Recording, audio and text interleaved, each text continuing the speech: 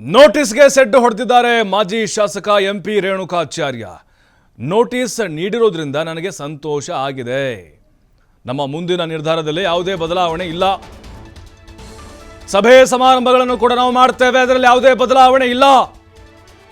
ದಾಖಲೆ ಸಹಿತ ಪಕ್ಷದ ವಿರುದ್ಧ ಮಾತನಾಡಿದವರ ಬಗ್ಗೆ ಉತ್ತರ ಕೊಡ್ತೇನೆ. ನಮಗೆ ಕೊಟ್ಟಂತಹ ಪಕ್ಷ BSY ವಿರುದ್ಧ ಮಾತನಾಡಿದ್ರು ಕೊಡಿ, ನಮ್ಗೆ ಕೊಟ್ಟಿದ್ರಲ್ವಾ ಅವ್ರಿಗೂ ಕೊಡಿ. ಯಡಿಯೂರಪ್ಪನವ್ರ ವಿರುದ್ಧ ಮಾತನಾಡಿದವ್ರಿಗೆ ಎಂಪಿ ರೇಣುಕಾಚಾರ್ಯ ಹೇಳಿಕೆಯನ್ನು ಕೊಟ್ಟಿದ್ದಾರೆ. ಸಭೆ ಸಮಾರಂಭ ಮಾಡ್ತೀವಿ, ಅದರಲ್ಲಿ ಯಾವುದೇ ಬದಲಾವಣೆ ಇಲ್ಲ, ರೆಡಿಮೇಡ್ ಫುಡ್ ಅಲ್ಲ.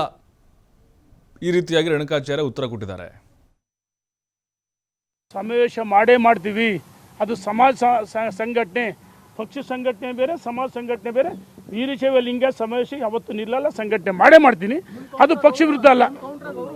ಎಷ್ಟು ದಿನದಲ್ಲಿ ನೋಟಿಸ್ ಉತ್ತರ ಕೊಡ್ತಿರೋದು ನೋಡಿ, ಅವ್ರು ಏನು ಸಮಯ ಕೊಟ್ಟಿದ್ದಾರೆ ಆ ಸಮಯದ ಒಳಗೆ ನಾನು ಲಿಖಿತವಾಗಿ ಉತ್ತರವನ್ನು ದಾಖಲೆ ಸಮೇತ ಕೊಡ್ತೀನಿ. ಯಡಿಯೂರಪ್ಪನ BJPನ ಯಾರ ಟೀಕೆ ಮಾಡಿದ್ರು ಇನ್ನು ಭಾಳಷ್ಟು ಜನ ಆದರೆ ಅವ್ರಿಗೆ ನೋಟಿಸ್ ಕೊಡಬೇಕು ಅಂತ ಹೇಳಿ ವಿನಂತಿ ಮಾಡ್ತೀನಿ.